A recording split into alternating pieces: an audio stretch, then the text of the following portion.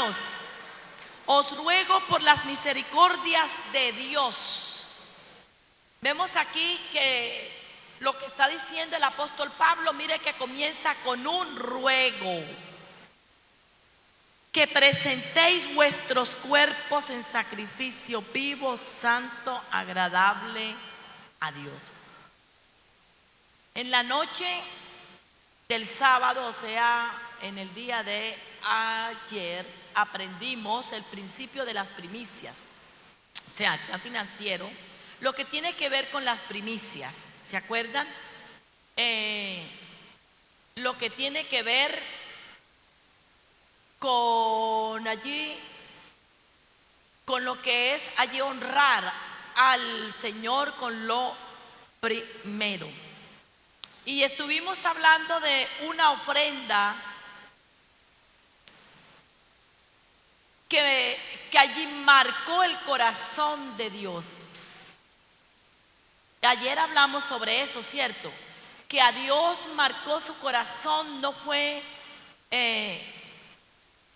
el servicio visto de una persona, no marcó el corazón de Dios el ministerio tan vistoso de algunos profetas, sino que precisamente lo que marcó el corazón de Dios, y eso fue lo que hizo que allí en la carta a los Hebreos, el capítulo 11, el Señor dijera al escritor: me pones en primera lista a Abel. No le dijo pone en primera lista a Moisés, a Josué, a Elías, a Eliseo, hombres que fueron usados por Dios mismo, que hicieron grandes proezas por medio de la fe, pero que lo que marcó el corazón de Dios fue precisamente una ofrenda. Y que ese es el propósito de lo que tiene que ver con las ofrendas, el plan financiero de Dios. O sea, el propósito del diezmo, las primicias, la ofrenda es exteriorizar el agradecimiento que tenemos nosotros hacia Dios. Amén. Que ese es el propósito. Así que el apóstol Pablo está diciendo aquí lo que hablábamos anoche. Así que, hermanos, os ruego por las misericordias. Mire que es un ruego. Apela a las misericordias de Dios, o sea, al regalo no merecido. Os ruego por las misericordias de Dios que presentéis vuestros cuerpos en sacrificio vivo. Eso hablábamos anoche, que nosotros cuando el Señor nos compró, ya somos allí de Él, totalmente de Él. Amén. Él nos redimió y dice que nos compró no con plata ni oro, sino con algo más grande, su sangre. Somos adquisición suya. Nuestro cuerpo todo es de Él. Por lo tanto, no hay nada que nosotros tengamos que no sea de Él. Gloria al Señor. Y dice, en sacrificio vivo, santo, agradable a Dios. O sea que lo que nosotros hagamos, nosotros tenemos que procurar que todo lo que hagamos para Él sea agradable. Que eso fue lo que marcó el corazón de Dios. Esa fue la diferencia, lo que hizo la diferencia entre allí esa ofrenda de Caín y la ofrenda de Abel. Que la de Caín no fue con la intención de agradar a Dios. El libro a los Hebreos dice que al Señor le agradó la ofrenda de Abel porque fue por la fe. O sea, si nosotros queremos agradar a Dios es por la fe. Porque es necesario que el que se acerca a Dios crea que Él está ahí. O sea, crea que Él existe y que es premiador de los que le buscan. Porque sin fe es imposible agradar a Dios. O sea que todo lo que yo haga tiene que ser por fe. Eso fue lo que marcó la diferencia entre la ofrenda de Abel y la ofrenda de Caín, porque la de Abel iba acompañada de fe. O sea, él sabía que a quien iba a ofrecerle la ofrenda era al mismo Dios. Sabía de la existencia de Dios, la reconocía, tenía conciencia de la existencia de Dios y tenía la convicción. Porque sabe, hay muchos hermanos que dicen que Dios existe, que Dios está en todas partes.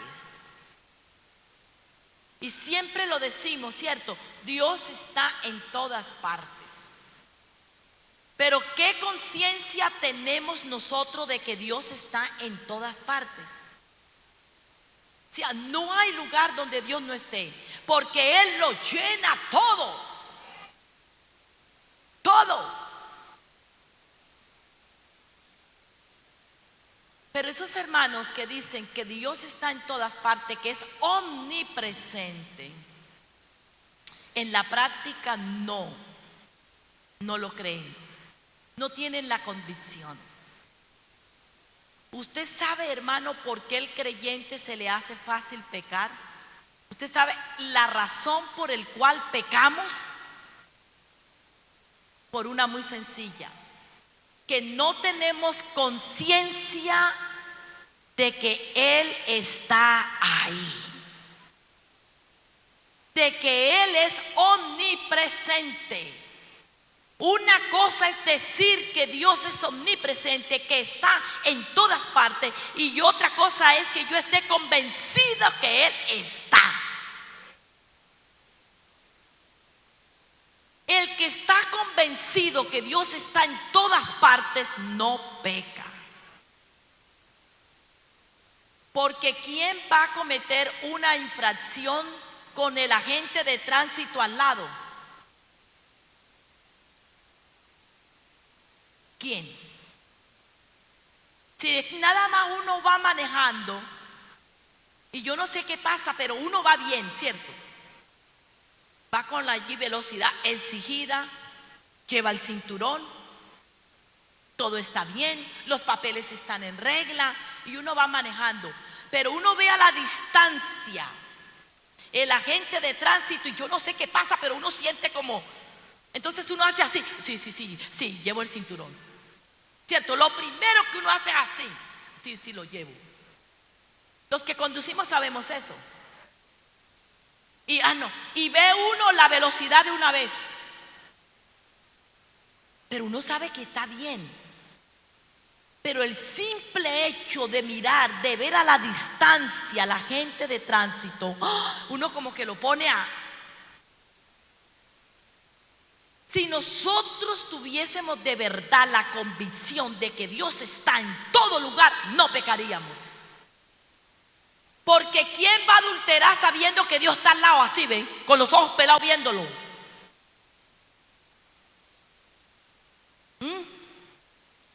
¿Quién va a fornicar sabiendo que el Señor está allí viéndolo? Que no hay lugar donde el creyente vaya que no vaya Jesús. Porque la Biblia dice que el Espíritu Santo habita. Ni siquiera está al lado, es que va conmigo porque lo llevo dentro. O sea que no hay lugar donde yo vaya que Él no vaya, porque Él va dentro de mí. Está dentro de mí y lo llena todo. Así que a Dios, ¿qué es lo que le ofende cuando pecamos? Porque ¿qué significa pecado? Porque pecado significa errar al blanco. Cuando la gente en griego es errar al blanco. En los tiempos de Pablo, los romanos, cuando erraban el blanco, cuando ellos lanzaban la flecha y no daban al blanco, decían pecado, pecado. Errar al blanco, porque no se daba al blanco. Entonces Pablo dijo, la iglesia tiene un blanco. Y ese blanco es Cristo. Y ese blanco es agradar a Cristo. Así que siempre que la iglesia falle, está errando al blanco, o sea, es pecado.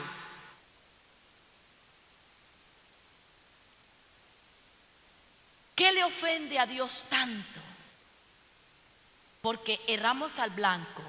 Y el errar al blanco quiere decir que no teníamos conciencia que Él estaba ahí.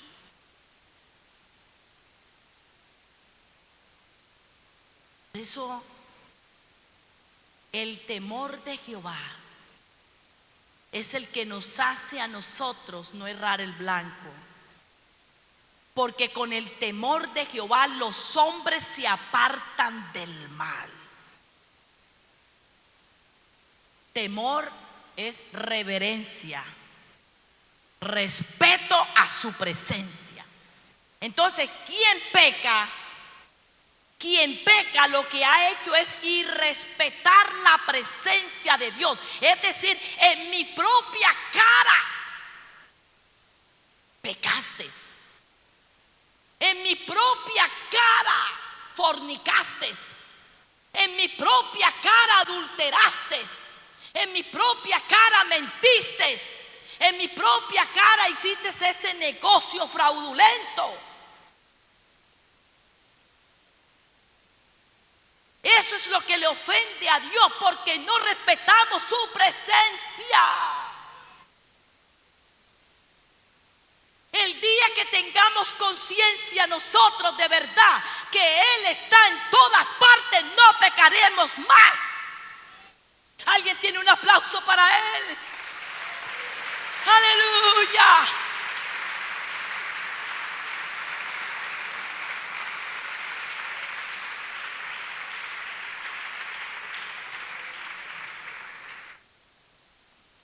Ese día,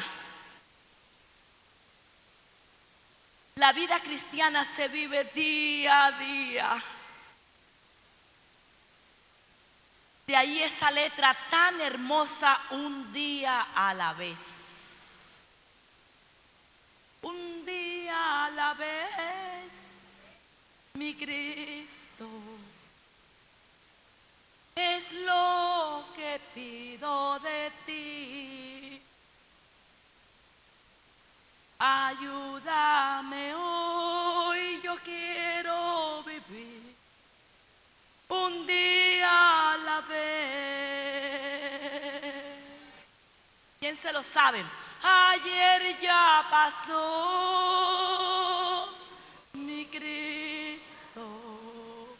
Mañana quizás no vendrá. Ayúdame hoy, yo quiero vivir un día a la vez. Ese es. Ayer ya pasó. Lo que pasó ayer pasó. Pablo lo dijo. El secreto para avanzar en Cristo, lo dijo Pablo. No mirando las cosas que dejé atrás. Pablo dijo, yo no pretendo ya ser perfecto, yo no pretendo haber alcanzado ya la perfección. Hombre, pero una cosa hago. Me olvido de lo que dejé atrás, me olvido de ayer, me olvido de todo lo que dejé atrás. Llámese éxito o fracaso. Las dos cosas. Me olvido y me extiendo a lo que está delante, el hoy.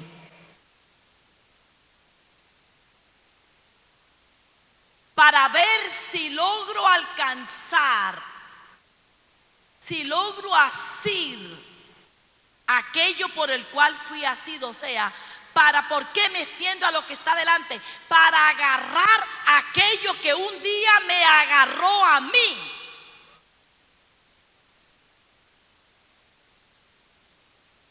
O sea, vivo todos los días, me levanto diciendo, ayer ya pasó. El culto de ayer pasó. La ofrenda de ayer pasó. La consagración de ayer pasó. La hablada en lengua de ayer pasó. La danzada de ayer pasó. Para Dios cuenta hoy. El ayer ya es historia en la mente de Dios. Hay hermanos que viven con la hablada de lengua del domingo hasta el otro domingo.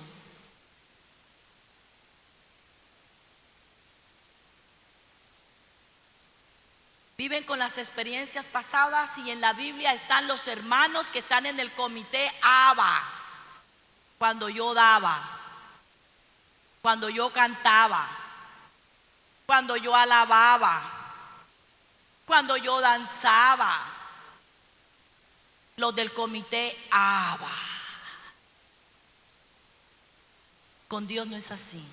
Si yo quiero avanzar en Dios y quiero ser buen creyente, me olvido del ayer y hoy. Hoy cuenta, hoy. La vida cristiana no se vive así todo, o sea, de un todo, no, es día a día. Hoy me levanto, como dice el apóstol Pablo, no me conformo a este siglo, o sea, no me conformo a los valores de este mundo. No, sino que me transformo. O sea, procuro la transformación. Pero ¿cómo llega la transformación? ¿Cómo me transformo yo? Hay un medio, y el medio es la mente. Renovando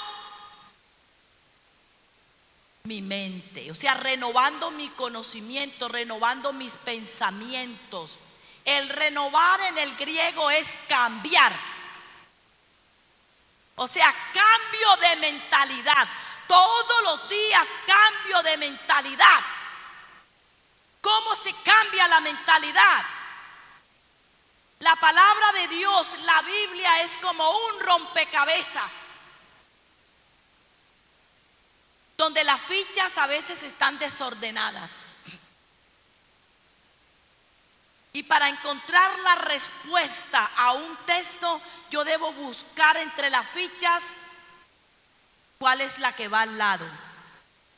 Porque debo partir de un principio que ella no se contradice. ¿Por qué no se contradice? Porque es solo un inspirador, nada más. No hubo varios inspiradores de las Escrituras, es solo un inspirador que escogió a 40 hombres que vivieron en diferentes épocas, con diferentes oficios, diferentes estatus social, para escribirla. Pero él fue el único inspirador de la Biblia.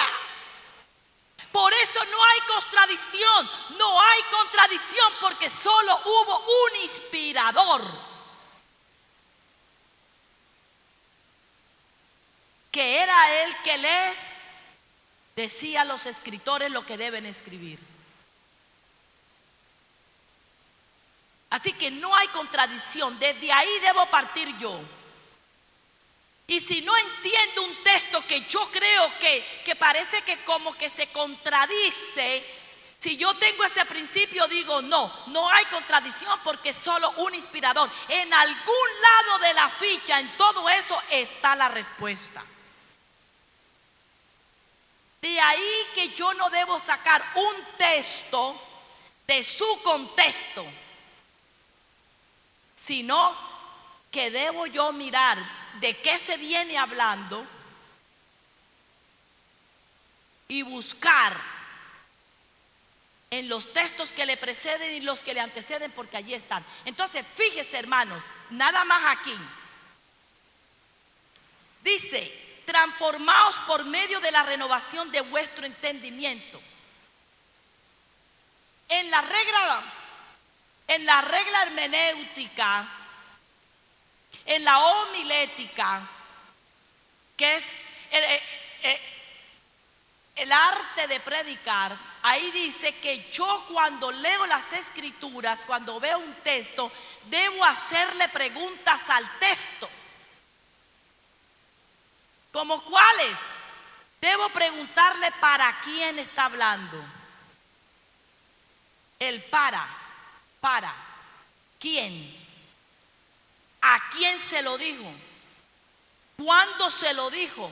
¿Por qué se lo dijo?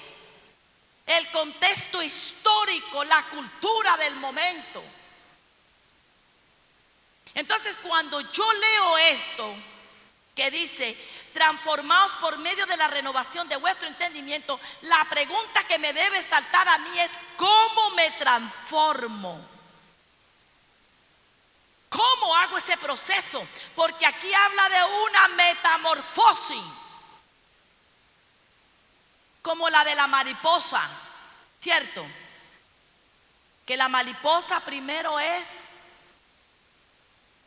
llega ahí, primero es un capullo. Luego está el capullito ahí. Uno ve cómo se va transformando, ¿cierto? Uno ve algo feo. Y ella está metida en ese capullo que tiene ahí unas enzimas, tiene un líquido dentro de ese capullo que es el que hace el proceso de la transformación. Y ella está dentro de ese capullo. Y esa mariposa que al comienzo parecía como un gusanito ahí, horrible, ese líquido que está dentro de ese capullo es el que va haciendo el proceso. Así que ella va reventando el capullo, va reventando el capullo. Y a medida que va reventando el líquido, ese es el que va haciendo el proceso. Y ese proceso es doloroso para ella. Pero cuando ella sale de ahí, que logra reventar todo eso y cumple con todo el proceso, ella ya sale para volar, porque el líquido que está dentro lo que va haciendo es que ella empuja y lo que va logrando es que sus alas sean fuertes. A ese proceso es que se refiere el apóstol Pablo, de transformación. Entonces la pregunta que yo debo hacerme es, ¿y cómo hago yo ese proceso de transformación? El apóstol Pablo dice que es por medio de vuestro entendimiento. Entonces debo hacerme otra pregunta, ¿y cómo?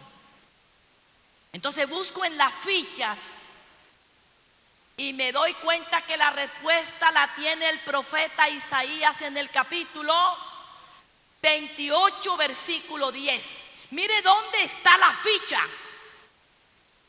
Tenga en cuenta eso, que a veces la ficha que va al lado no está en el Nuevo Testamento, a veces está en el Antiguo. Y a veces cuando está en el Antiguo, la respuesta, la ficha que va al lado, está en el Nuevo. De ahí la importancia de escudriñar las Escrituras. La palabra escudriñar viene de una raíz griega que quiere decir examinar, averiguar, inquirir, preguntar, profundizar e investigar. Todo eso tengo que hacer cuando leo la Biblia. Y entonces me encuentro que la respuesta, la ficha que va pegada a este versículo, a la pregunta que le hice al texto sobre cómo, entonces me dice, el medio de transformación es la mente. Cambia tu manera de pensar. Entonces, ¿cómo la cambio? La respuesta la tiene Isaías. Mire cuántos años atrás. Y Isaías me dice a mí que el medio es un qué, cambiando mandato sobre mandato, renglón tras renglón, un poquitico aquí, un poquitico allá. O sea, mandato sobre mandato. ¿Qué quiere decir eso? Que como todos venimos al Señor con una mentalidad, con pensamientos diferentes que traíamos de allá, contrario a la palabra. Entonces ahora yo tengo que mirar uno de esos pensamientos y confrontarlo con un mandato que dice ahí. ¿Y cómo se da el proceso de cambiar? La mente, el cerebro no está condicionado para borrar de una vez. No está condicionado para olvidar de una vez. El método para cambiar un pensamiento viejo con otro nuevo, a eso le llama el apóstol Pablo: despojaos de vuestra manera de vivir, la vana que teníamos. ¿Cómo? Se encierra con este verso: cambiando el pensamiento. Porque cuando se cambia el pensamiento, se cambian las acciones. Porque las acciones, lo que yo hago es producto de lo que yo pienso, de la forma como tengo de ver la vida. Por eso es que hay hermanos que están trancados, que no avanzan, porque están pegados de su vana manera de vivir, de su vana manera de pensar, vana. Fíjese que el apóstol le dice vana, o sea, inservible. Y no se puede tener éxito en la vida cristiana si usted no se transforma. Y el medio de la transformación es cambiando los pensamientos que traíamos antes por los nuevos. Pero como eso no se cambia así nomás, entonces por eso el profeta Isaías da la clave y dice: un mandato sobre mandato. O sea, ese pensamiento viejo que tú traes, confróntalo con el nuevo mandato. El Señor lo dijo: oísteis que fue dicho, ojo por ojo. O sea, tú llegaste toda la vida, creciste haciendo lo que escuchaste. Tu manera de pensar fue la que condicionó tu manera de actuar. El hoy que tú y yo vivimos es producto de los pensamientos y el actuar de ayer. Por eso, si no queremos que mañana tengamos el mismo resultado que hoy estamos viendo, tenemos que cambiar hoy la forma de pensar y de actuar para que mañana tengamos un resultado diferente. Porque hay gente que quiere que la vida le cambie por arte de magia. Usted no ha escuchado que: Señor Jesús, ya viene un próximo año, ya viene el 2020, que el 2020 sea fructífero, que en el 2020 yo me pueda consagrar más, que en el 2020 mi economía pueda mejorar, que en el 2020 yo pueda adelgazar?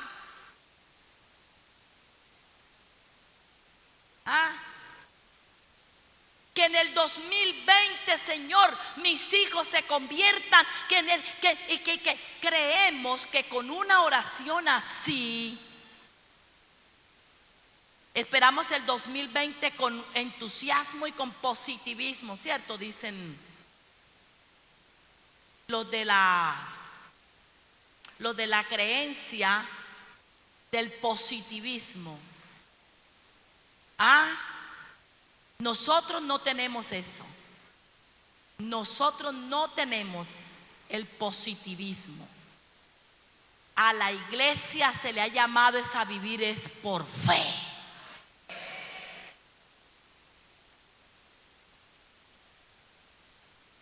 Y entonces nosotros creemos que Dios tiene una varita mágica. Entonces dice, bueno, ella me está pidiendo, él me está pidiendo que el 2020 sea mejor. Aquí está la varita mágica, ¡fua!, que sea mejor. Porque creemos que la oración es para cambiar. Y resulta que no, Dios no obra así. ¿Cómo queremos nosotros ver resultados diferentes cuando estamos haciendo lo mismo? ¿Ah?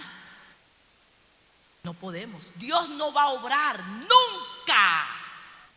Te va a cambiar todo lo que tú estás diciendo. Porque es que hay hermanos que creen que simplemente el cambio del 2019 llegó el 2020, ya las cosas van a ser mejores. No. Señor, si tú no cambias tu manera de actuar, los resultados serán iguales. Si sigues comiendo chicharrón, tamales, a toda hora, sigues teniendo los mismos hábitos alimenticios, pues más gordo irás. Si no cambias tu manera de pensar en cuanto a las cosas espirituales, no va a pasar nada.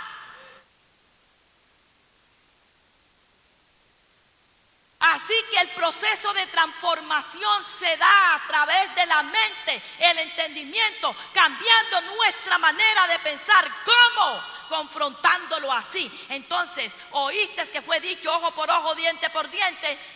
Claro, claro que sí. Eso fue lo que condicionó mi vida. Siempre hacía lo mismo. Bueno, ahora más yo os digo.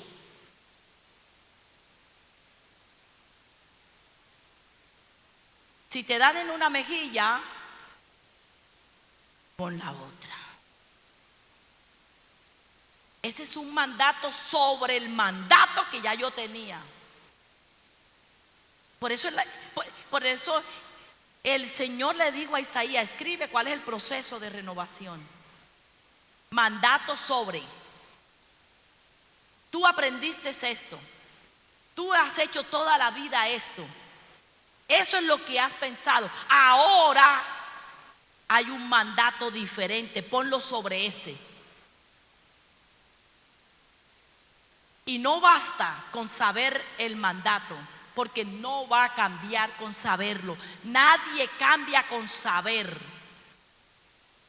El cambio se produce cuando el saber, el conocimiento lo pongo en práctica. Por eso la sabiduría, definición de sabiduría. La sabiduría es el conocimiento bien aplicado. Si alguien que tiene un conocimiento lo aplica bien, ese es el que tiene el título de sabio. Señor, dame sabiduría, y creemos que tiene la varita mágica. Hijo, sé sabio.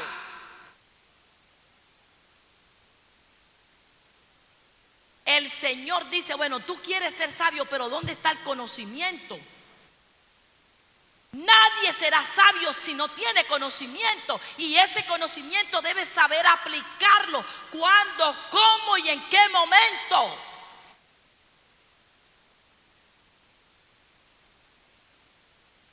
Entonces, ahí viene la lucha a la que el apóstol Pablo dijo, la carne contra el espíritu. He aprendido ojo por ojo, diente por diente. El que me la hace, me la paga. El que habla mal de mí, hablo mal de él. El que me daña mi testimonio, también le daño su testimonio. El que no me hable, tampoco le hablo. Entonces ahí viene la lucha con lo que he aprendido y con lo que yo he practicado toda la vida. Y viene Mira, fulano está ofendido, tiene algo contra ti. Sí, pero él fue el que me ofendió.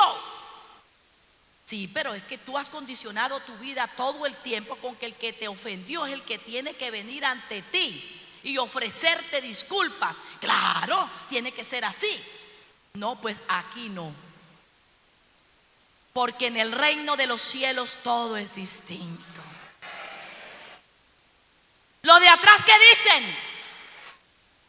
Los de arriba, ¿qué dicen? Los de acá abajo, ¿qué dicen? Los de acá, ¿qué dicen? ¡Gloria a Dios! A Él sea la gloria por siempre. ¡Aleluya!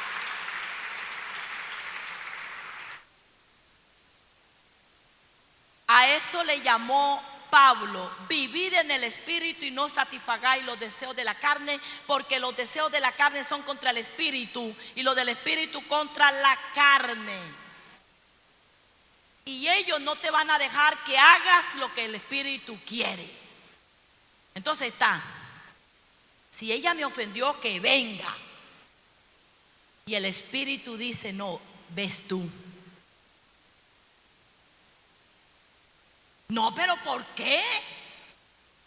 Si ella fue la que me insultó, si él fue el que me dijo, él fue el que habló, él fue el que esto. Y el espíritu te está trayendo a la mente el mandato nuevo.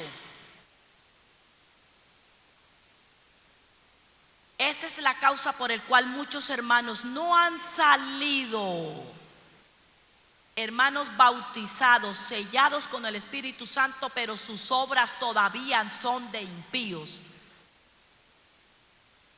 Sus obras todavía son de la carne.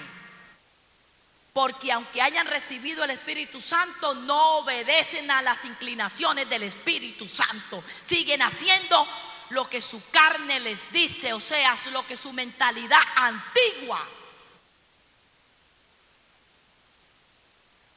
Por eso no se les ve crecimiento, aunque hablen en lenguas, aunque profeticen, aunque por medio de la fe levanten muertos invocando el nombre de Jesús. Pero se confunden porque creen que los dones es el termómetro para ver si es espiritual. Y resulta que los dones no son el termómetro para decir si una persona es espiritual. Ni los dones, ni los talentos, ni los ministerios. El termómetro para saber si una persona es espiritual lo dijo el Señor Jesucristo: por sus frutos los conoceréis. Por su forma de actuar los conocerán. Dele un aplauso mejor.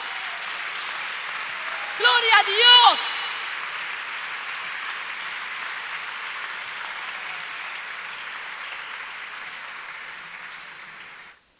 Antes las manifestaciones de los dones sirven a veces para confundir.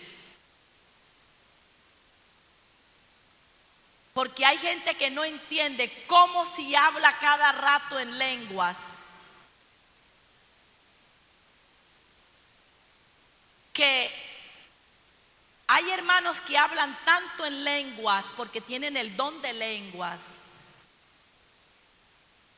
que nada más empiezan a cantar cuando están presentando a los niños salvados. Ellos ya están danzando, ellos ya están hablando en lengua. Hasta con los anuncios hablan en lengua. Y hay muchas hermanas que tienen el don de lengua. Jesucristo, todo el mundo sabe todo por ellas. Claro que los hermanitos también últimamente.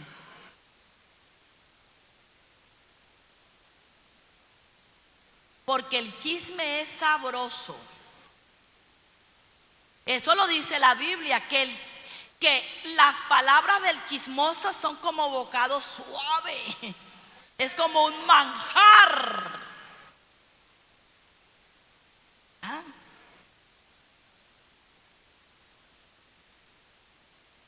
Entonces, para algunos que no tienen el conocimiento de la palabra, los dones, las manifestaciones de los dones de algunos creyentes que no se sujetan al Espíritu, sirve para confusión. Porque dicen, pero si predica también, enseña también, canta también, toca música también, toca los instrumentos también, es un líder de la iglesia, profetiza bien, evangeliza bien, las almas se convierten por masa, interpreta lenguas, tiene dones de sanidad, dones de milagro. Ese hombre, esa mujer sí es espiritual. Pero ¿qué pasa? Que cuando le ven en unas acciones que debe ser de alguien espiritual, lo deja a uno que no sabe qué pensar. Que cuando está trabajando en el comité, está trabajando en grupo, no se aguanta un pisón. Es irritante, fácilmente se enoja, grita, se deja llevar de la ira fácilmente. Todavía dice mentiras. Todavía es una persona que tiene negocios raros. Todavía es alguien que soborna a la autoridad para que no le ponga la penalidad.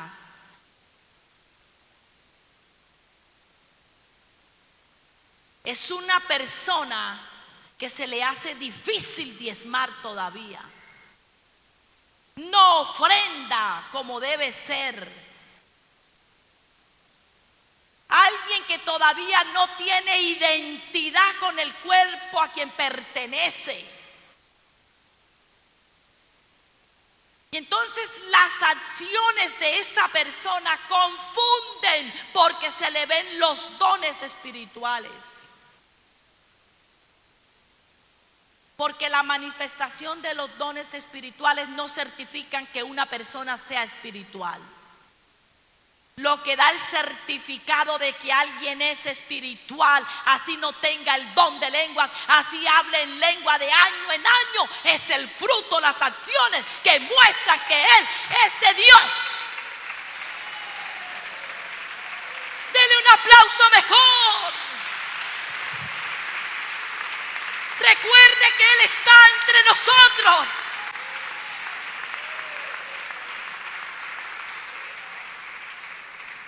Así no haga milagros,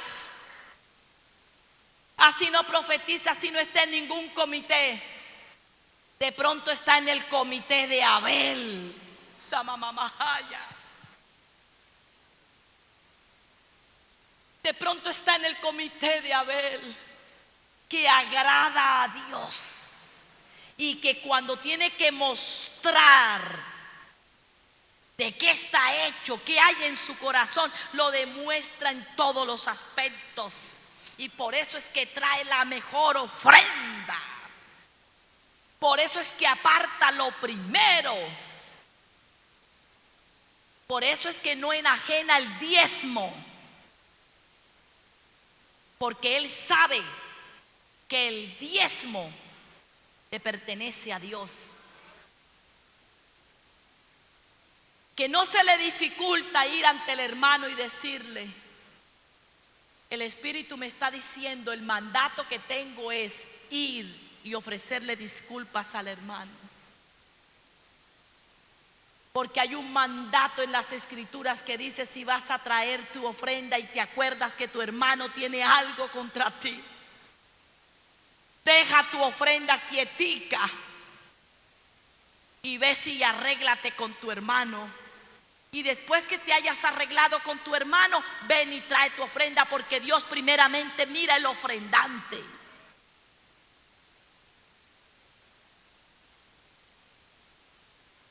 Y aunque no es fácil, Porque precisamente es el proceso de transformación que duele. Ese líquido que está dentro de ese capullo ahí, y esa mariposa que es un gusano que está tratando de salir, duele. El proceso de transformación duele. ¿Por qué? Porque no es fácil dejar el ego a un lado, el orgullo a un lado, el que usted sabe quién soy yo. No es fácil. Por eso el proceso duele. Y en la medida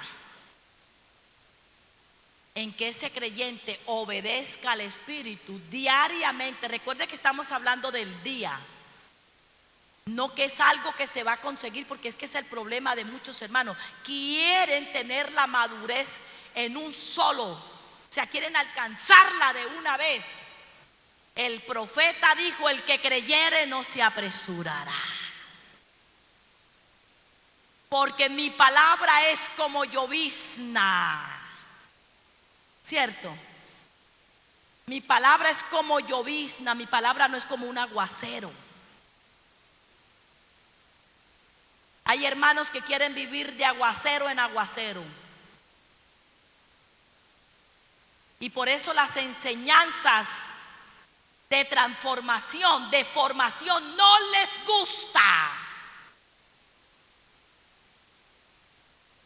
Les gusta es los aguaceros. Y gracias a Dios por los aguaceros, porque tienen que venir los aguaceros. Pero lo que cambia es la palabra, lo que limpia es la palabra, poniéndola en práctica. Entonces, cuando uno ese día dice: Señor, hoy vivo para agradarte a ti, hoy presento mi cuerpo en sacrificio vivo, hoy te obedezco más que ayer. El creyente, cuando termina el día y se va a acostar, debe hacer una evaluación de cómo vivió el día. ¿Qué tanto agradó a Dios en ese día? Y haga una lista. Hoy mentí. Señor, ayúdame a mañana no hacerlo. Si me das una oportunidad de vida mañana, voy a ser mejor si tú me ayudas.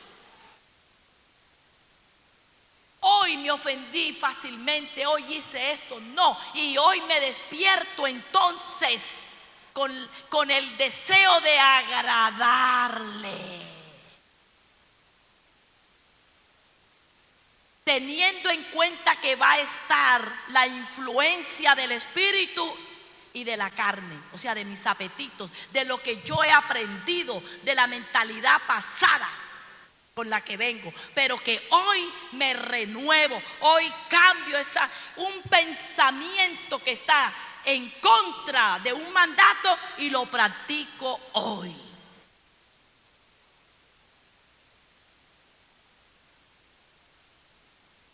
Entonces el cerebro, que no está diseñado para borrar, que ahí queda en el disco duro, ¿qué va haciendo el cerebro? A medida de que yo voy practicando lo nuevo, a medida de que yo voy practicando lo nuevo.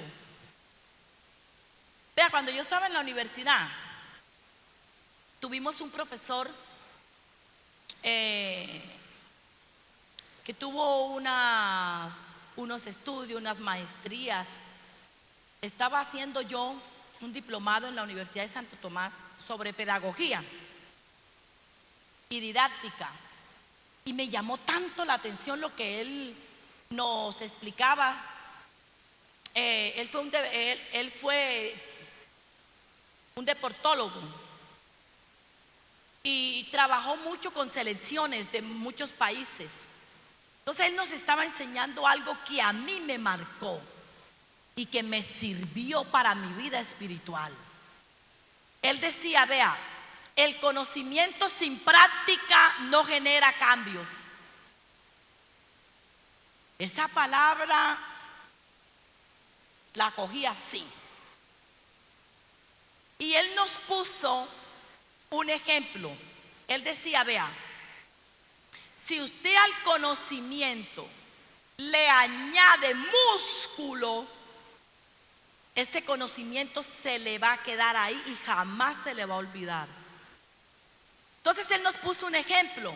Dijo, a ver, todos levanten la mano los que han manejado bicicleta alguna vez. Entonces yo levanté la mano de una porque para aprender a manejar bicicleta me volé la uña del dedo cabezón.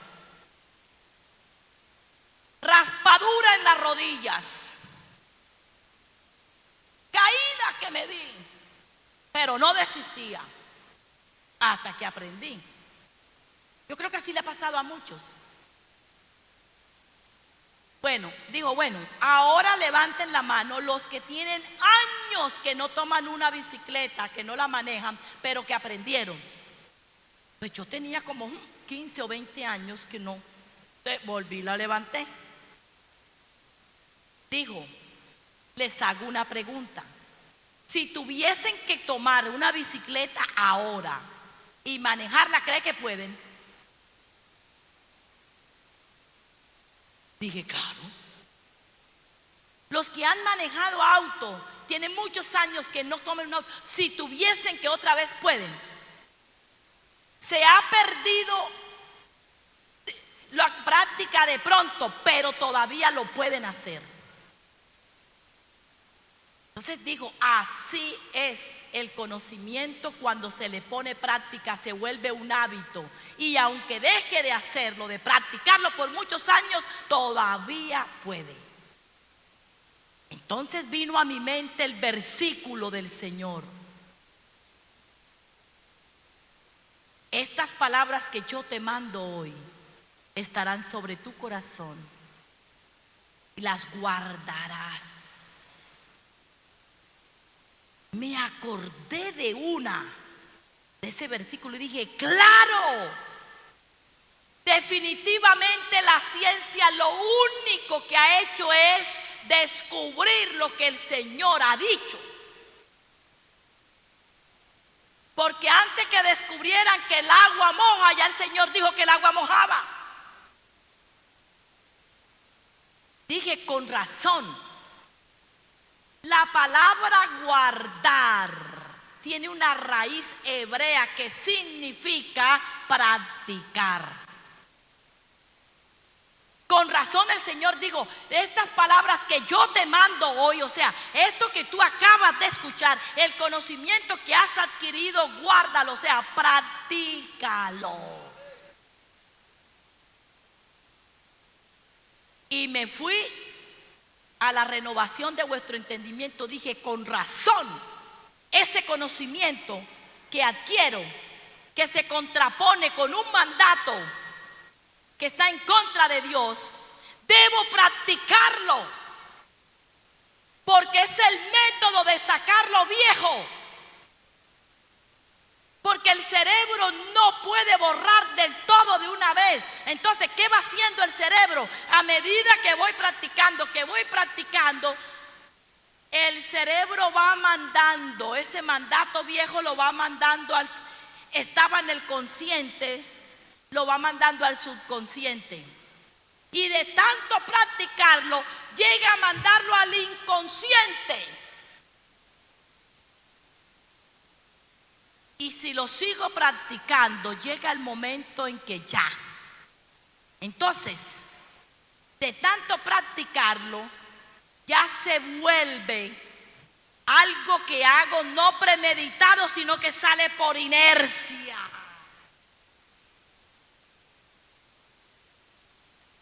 Eso es lo que quiere el Señor. Que practicando sus palabras te renueves.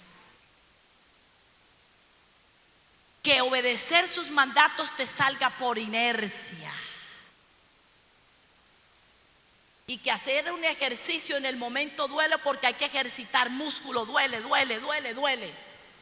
Es más, si tú Estás practicando un ejercicio y ya no te duele de tanto practicarlo, quiere decir que el cuerpo se acostumbró, ya no le hace nada. Tienes que meterle más horas, algo más fuerte, que te empiece a doler los músculos, y cuando te empiece a doler estás diciendo vas bien.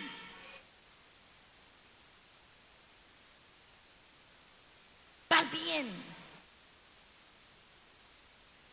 Practicando su palabra es que nosotros podemos transformarnos.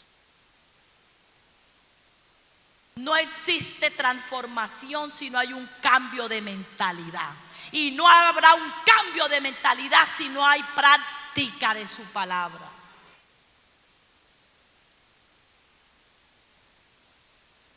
Por eso es que tenemos creyentes que no practican las palabras que el Señor ha dicho, y todavía para Él le parecen locura. Hay creyentes que hay palabra, hay mandatos de Dios que aún les parece locura.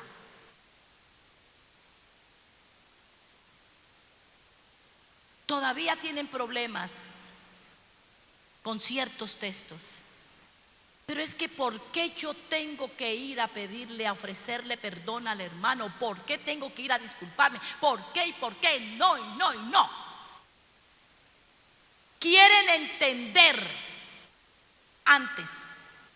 Y la Biblia dice que sin transformación, mire, si no, transformaos por medio de la renovación de vuestro entendimiento, porque es que sin transformación, ¿por qué tenemos que transformarnos? Porque el propósito de la transformación es esta: para que comprobéis cuál sea la buena voluntad de Dios. Buena voluntad de Dios, agradable y perfecta. O sea que el cristiano que no se transforma jamás podrá comprobar la voluntad de Dios. Ese es el objetivo de la transformación. Porque si no nos transformamos por medio de la renovación de vuestro entendimiento, el cambio de mentalidad, jamás podemos comprobar. Porque la voluntad de Dios no se aprueba, se comprueba. ¿Y cómo voy yo a comprobar la buena voluntad de Dios? A medida que voy practicando, voy conociéndola, voy conociéndola, voy conociéndola. Y cuando ya me transformo, la entiendo. Hay una mejor aplauso para Él.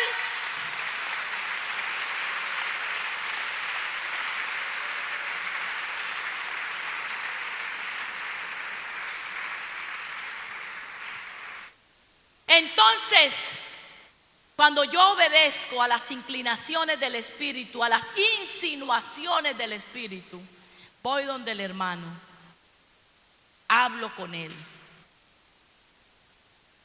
Y después entiendo por qué el Señor me manda a mí, al ofendido, que vaya ante el ofensor y le ofrezca disculpas. Entonces entiendo y digo, claro, ya entiendo, porque es que el hermano que me ofendió a mí quedó caído, ¿cierto? Porque él ofendió a Dios. Porque me ofendió. Él ofendió a Dios. Y si ese hermano ofendió a Dios, pues quedó caído. ¿Y quién es el que debe levantar al que está caído? ¿El que está en el suelo o el que quedó de pie? O sea que el ofendido quedó de pie. El ofendido quedó de pie. Y el que me ofendió quedó caído. Por eso soy yo. Y ahora entiendo por qué el apóstol Pablo me dice a mí que debo soportar a los débiles en la fe. que si hay alguna falta de un hermano, yo debo ir con espíritu de mansedumbre. Ahora entiendo, ¿tiene lógica o no tiene lógica? Que es el que quedó de pie quien debe levantar al que está caído. Por eso en el reino de Dios todo es distinto. Gloria a Dios. Gloria a Dios. Pero esto lo entiendo, ¿sabe cuándo? Cuando obedezco a las insinuaciones del Espíritu. Y en la medida en que yo obedezca al Espíritu, estoy viviendo en el Espíritu. En mamey. La vida cristiana es mamey. Si nos están viendo algunos hermanos que están conectados allá en el interior o en algunos otros países, mamey es una fruta que se da en la costa, que es suave de comer, sabroso, se pasa fácil al paladar. Por eso es mamey. Pero cuando la vida cristiana se vuelve fácil, cuando aprended de mí, que soy manso y humilde de corazón. Llevad mi yugo sobre vosotros, porque mi yugo es fácil y ligera es mi carga, y hallaréis descanso para vuestras almas. El yugo, o sea, los mandatos de Dios, a eso se refiere el Señor cuando dice mi yugo, o sea, los mandatos, sus mandamientos, sus leyes, sus preceptos. Son fáciles, se hacen fácil cuando yo practico su palabra. La carga, porque es una carga, se hará ligera, fácil, livianita. Cuando aprendo de Él y practico. Por eso hay cristianos a veces que dirigen culto y dicen, es que el evangelio es difícil. Se le hace difícil cuando usted lleva la carga usted, cuando usted no practica su palabra. Pues se le hace difícil y pesada. Porque esto, practicando su palabra, ¿sabe cómo va a ser? Le voy a explicar pedagógicamente.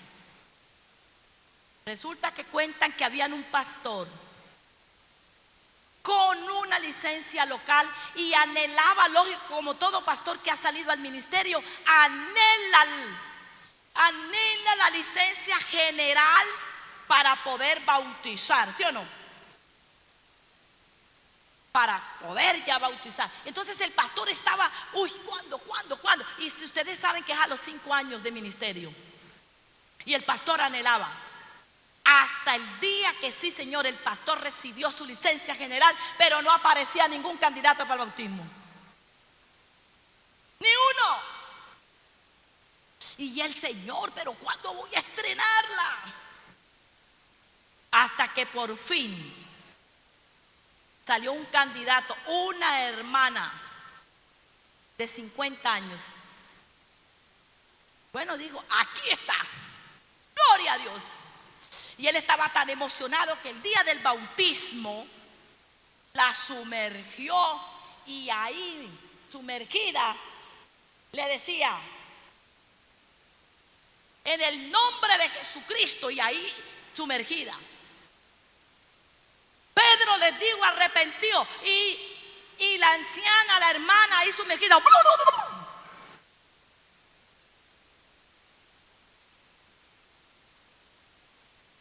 Arrepentíos y bautícese en el nombre de Jesús. Y la anciana, para el perdón de los pecados y recibiréis, hasta que por fin te bautices en el nombre de Jesús. Y la pobre, ay, Jesús.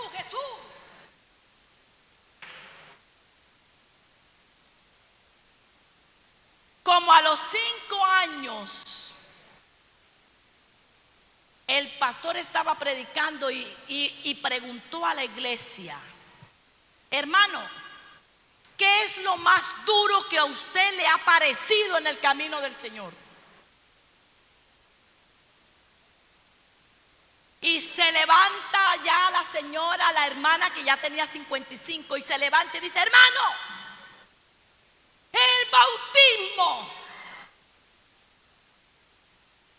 Mire, hermano, yo les digo una cosa: si usted logra salir vivo del bautismo, lo demás es pan comido.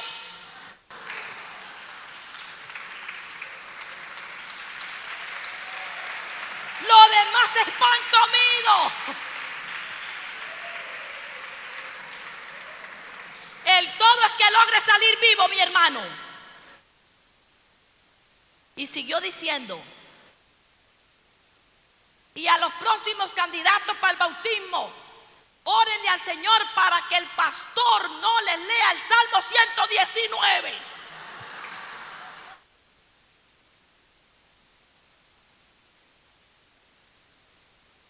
Así que, hermanos, la vida cristiana se hace fácil cuando aprendo de Jesús. Cuando no cuestiono sus palabras. Cuando la obedezco. De ahí que el primer tema con que empezamos, ¿se acuerda? Fue: mi obediencia es mi mayor adoración.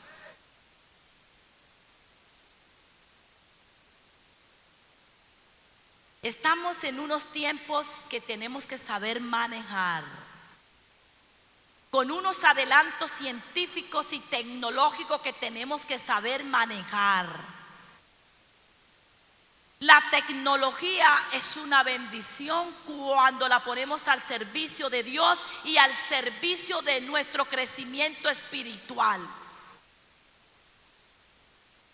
Pero la tecnología mal manejada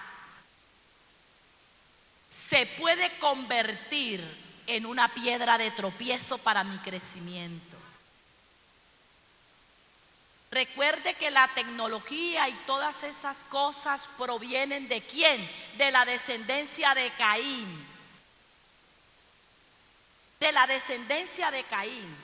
O sea, de la gente, la generación que hace depósitos para lo terrenal.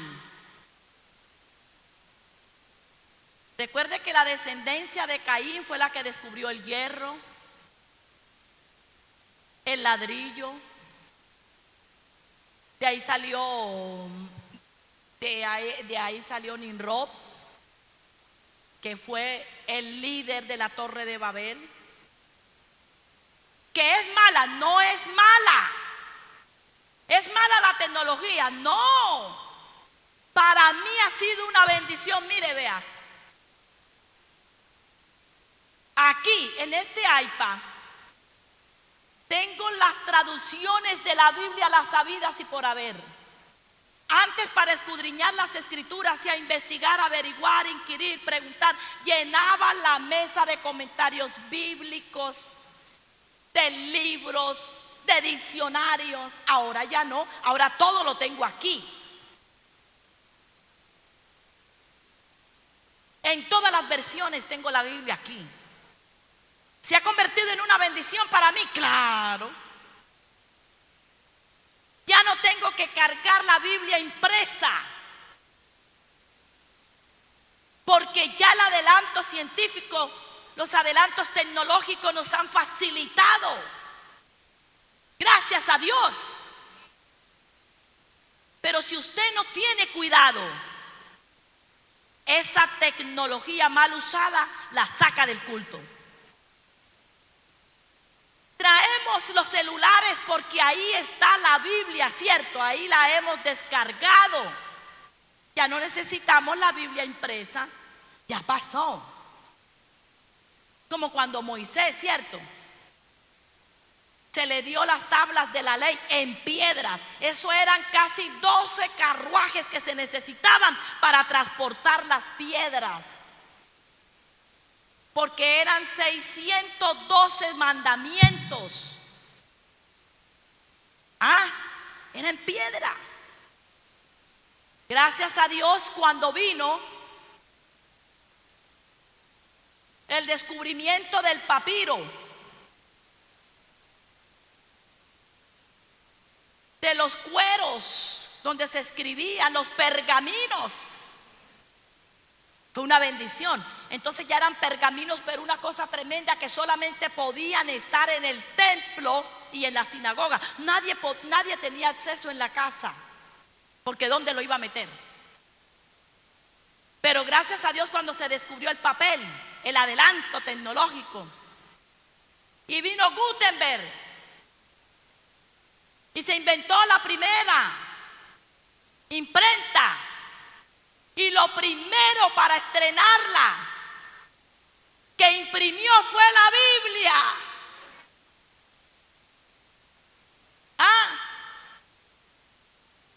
Usted se imagina los hermanos legalistas de falta de conocimiento que dijeron, cuando salió la Biblia, entonces cuando se descubrió que se podía escribir en cuero, no señor, la Biblia se escribió, fue en piedra, y si no es en piedra no tiene inspiración divina. A mí en cuero no me la va a dar. Después el pergamino, no señor, es en cuero, porque cada generación trae su propio adelanto, su propio modernismo, y no podemos quedar atrás. Tenemos que usarlo para beneficio. Y hoy en día tenemos hermanos peleando que la que tiene inspiración divina es la Biblia impresa.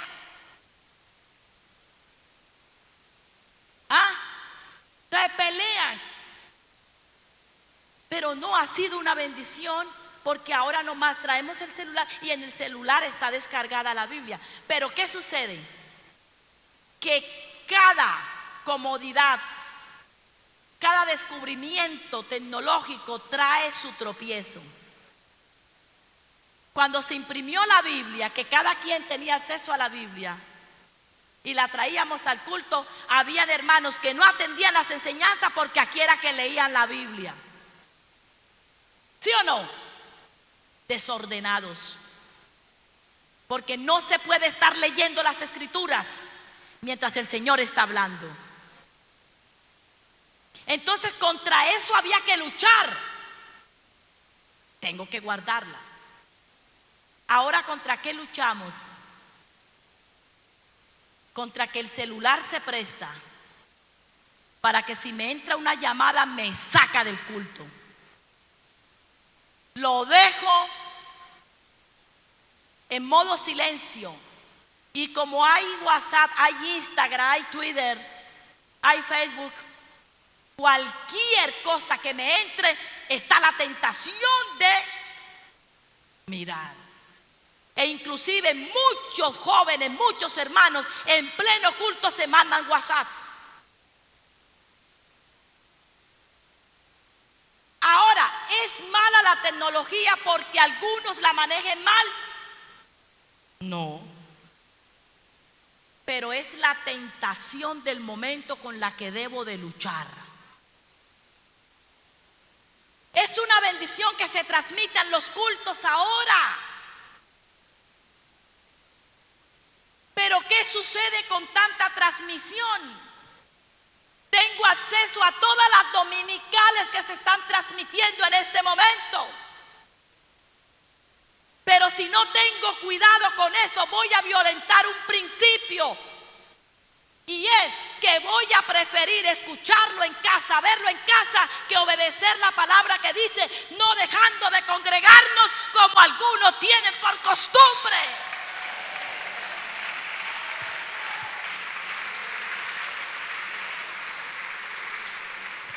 Y yo les aseguro que en este momento hay hermanos escuchando la dominical acostados en la cama, porque les dio pereza. Y digo, no, pues como la dominical se está transmitiendo, pues la veo en la cama.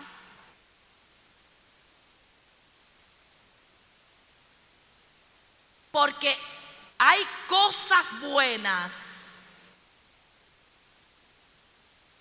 que no son lícitas a veces. El apóstol Pablo dijo, todo me es lícito, pero no todo me conviene. O sea, hay cosas que son buenas, pero que me pueden estar haciendo daño.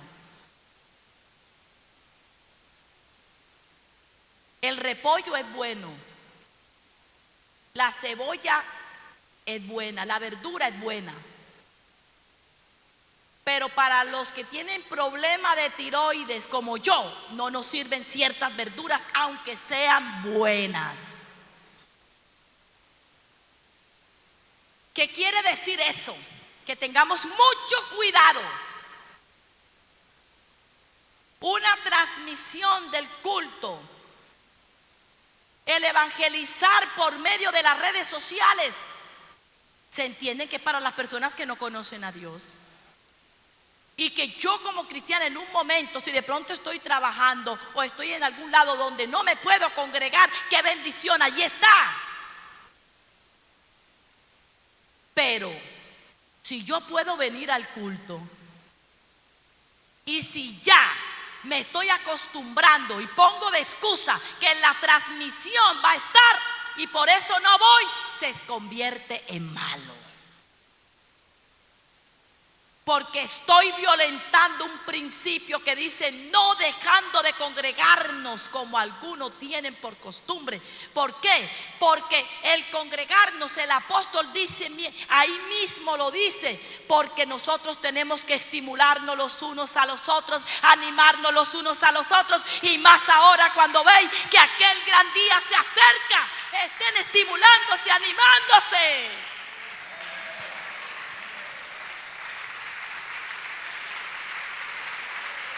¡Gloria a Dios!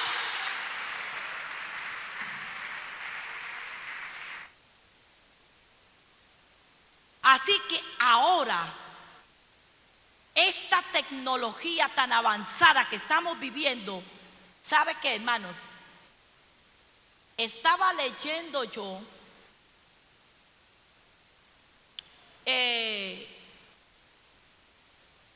los que se inventaron, los que abrieron la página del Facebook. Acuérdense que antes era Facebook, que como su misma palabra lo dice en inglés, es cara abierta, ¿no? Algo que no es privado, que tiene políticas, que todo el que abre una página en Facebook, todo el que se agrega a Facebook, por lo general nadie lee las políticas, sino que solo escribe acepto, da el clic y ya. Y las políticas de Facebook es que luego que tú publiques algo, luego que tú subas algo, ya nada es tuyo. Es propiedad de Facebook. Nada se borra aunque tú lo elimines, ellos quedan con todo. Por lo tanto pueden venderlo, pueden negociar, pueden todo. De ahí que muchos hermanos con su hijo de 10 años y dice que ya está en Facebook. Irresponsables. Así que yo tengo que tener cuidado. El avance tecnológico que estamos viviendo. Miraba yo entonces por qué, cuáles fueron los objetivos, con qué propósito se abrió Facebook. ¿Y sabe qué decía ahí? Que uno de los propósitos era acortar distancias. Genial. Acercarnos más con el que está lejos.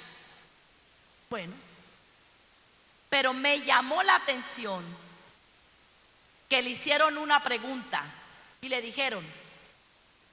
preguntaron, ¿usted no cree que eso ha servido para que muchos matrimonios, muchos se dañen?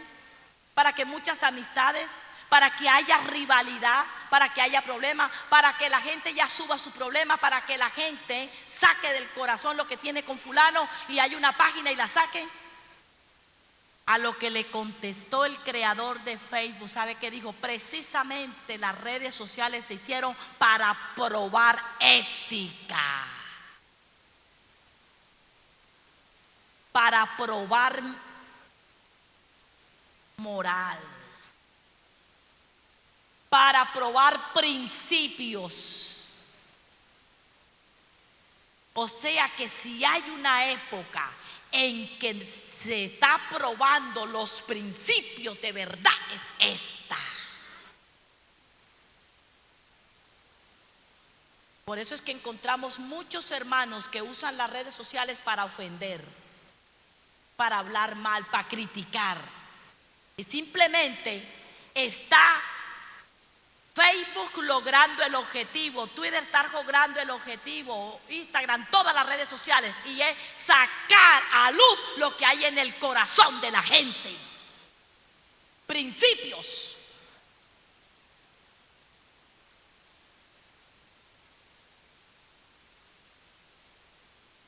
Se nos hace tan difícil sujetarnos a la palabra de Dios porque no nos hemos renovado. Mire, hermanos, con esto termino porque en la tarde vamos a hablar del plan financiero que nos falta. Y yo les voy a asegurar a ustedes que la misma cantidad de gente que está esta mañana no estará en la tarde. Porque algunos ya aquí donde están, ya están pensando no venir. Yo me lo veo en la casa. Algunos ya están diciendo: me voy por donde fulano, me voy por donde sultana, tengo un plan, tengo esto. Porque su prioridad no es la formación. Porque su prioridad no es transformarse. Porque para él lo que importa es haber venido a un culto. Y ya con la dominical basta. Y resulta, hermano, que estos programas el Señor los pone en el corazón del siervo. Precisamente esto no es para que usted pierda el tiempo, ni es para tenerlo de fiesta en fiesta, sino para que nos formemos, para que renovemos la mente, para que cambiemos nuestra manera de pensar, para que metamos la mentalidad de Cristo. Isaías dijo, hablando de los pensamientos de Dios, dijo: porque los pensamientos de Dios no son los nuestros. Pero resulta que el apóstol Pablo ahora dice que debemos tener la mente de Cristo, hablando en la condición de hijo. ¿Cuál era la mente de Cristo? Agradar a Dios. Y vino a cumplir el deseo de Dios, porque Él fue la ofrenda por nuestros pecados. Y si el apóstol me dice a mí que yo debo tener la mente de Cristo, en la mente es donde yo tengo el asiento de mis pensamientos. O sea que debo pensar como Cristo.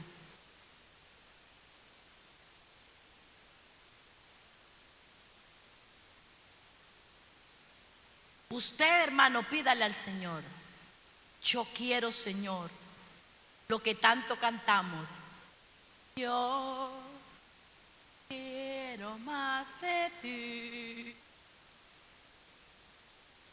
Pero el Señor dice: hay un programa bien bueno. Y entonces yo digo: pero ahora no.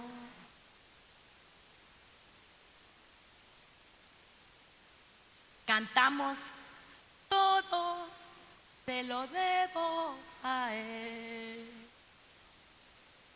Todo se lo debo a Él. Y si es verdad, porque hay hermanos que le deben los diezmos, las primicias, las ofrendas, los votos, la empanada, el tamal, todo. Todo.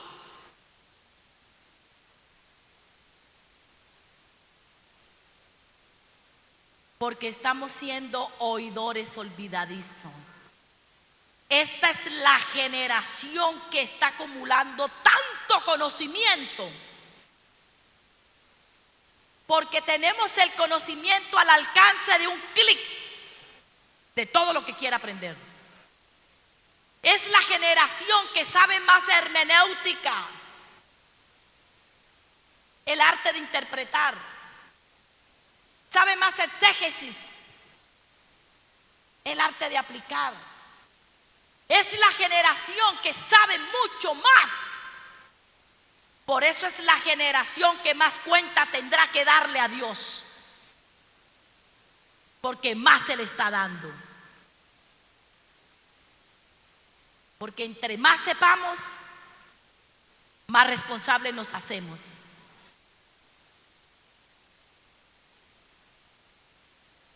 Qué bueno que esta tarde ni uno,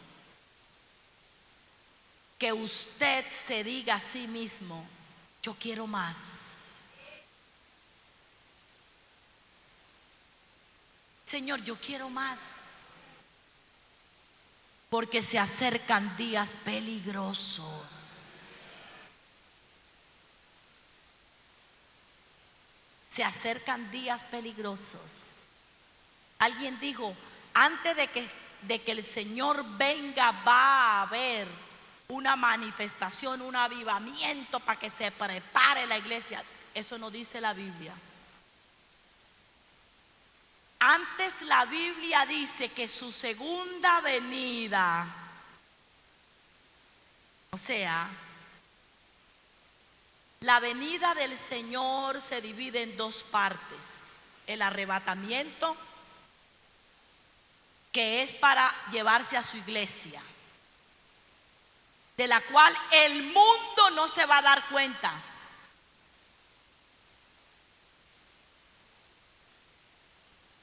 Después será el testimonio de que desaparecieron tanto, que se fue mi hija, se fue mi mamá, se fue mi papá.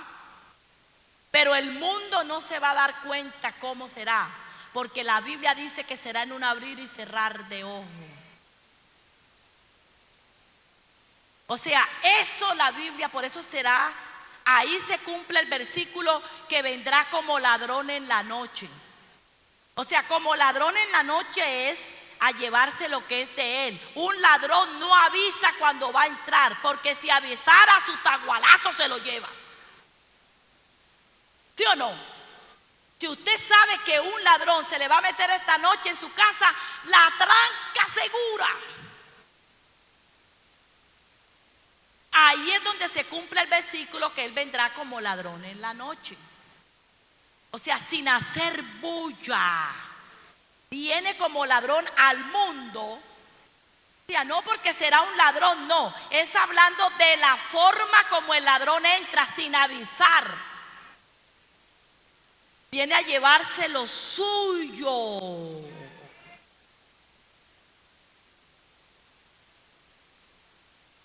O sea, y dice: cuando el Hijo del Hombre venga a la tierra, ¿hallará fe? O sea que no va a avisar. Si nosotros estamos en avivamiento, ¿a qué le llama usted avivamiento? Porque hay quienes le llaman avivamiento es a que todos los cultos estén prendidos. Gracias a Dios por eso, pero eso no es avivamiento en sí. El avivamiento es cuando usted está percibido y vive como Cristo vivió y obedece su palabra. Usted está en avivamiento.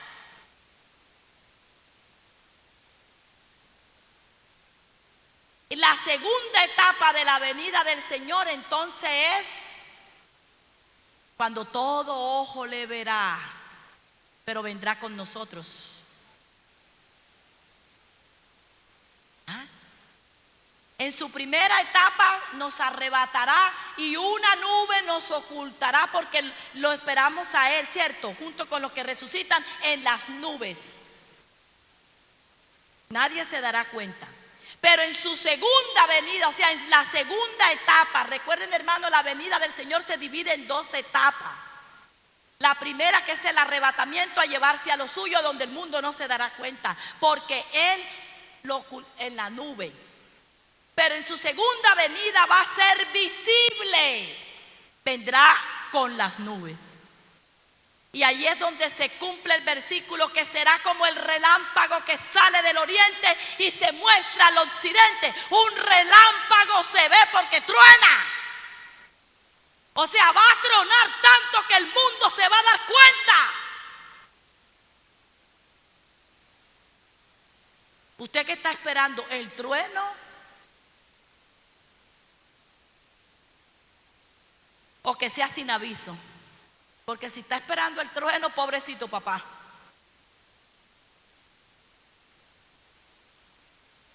Así que no espere.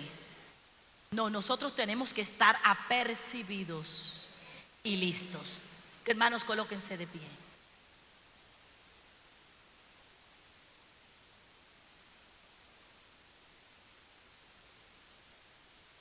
Esta tarde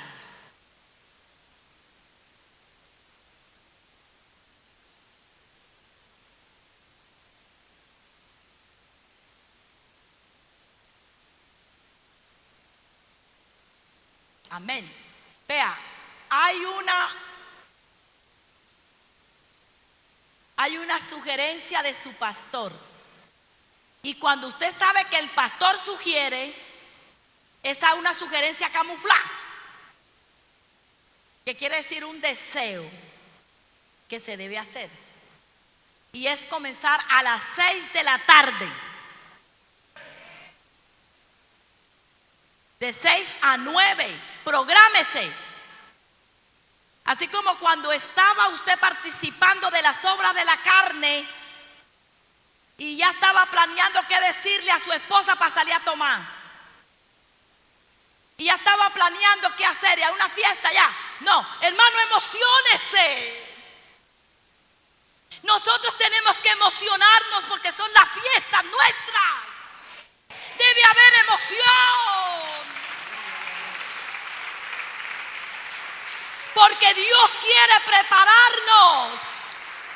Dios nos está preparándonos. Gloria a Dios.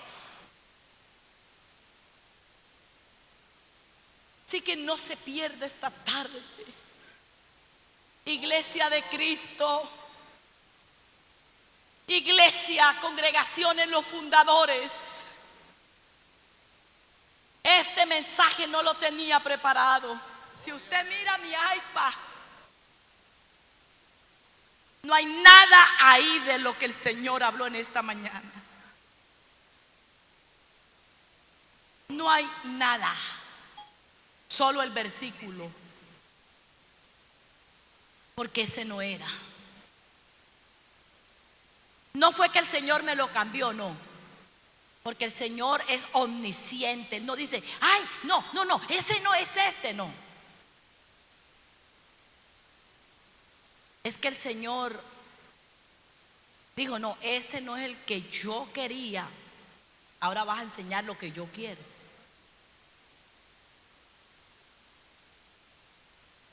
Así que iglesia de Cristo, iglesia en los fundadores, el Señor quiere prepararnos.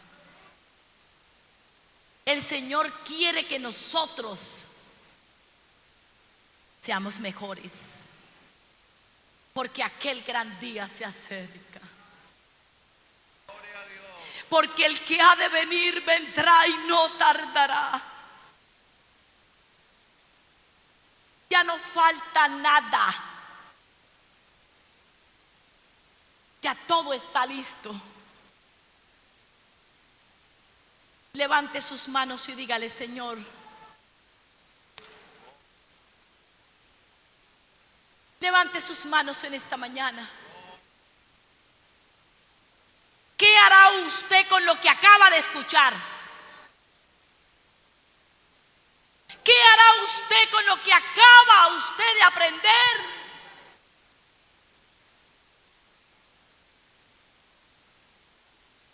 Oh, aleluya.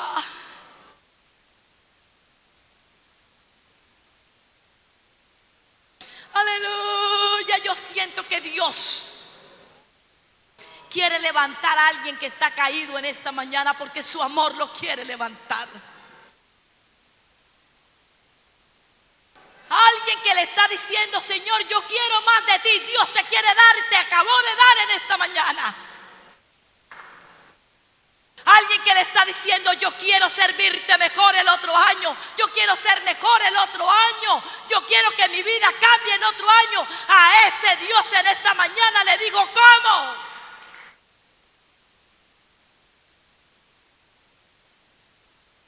Quebranta mi corazón, quebranta mi vida, te entrego mi voluntad.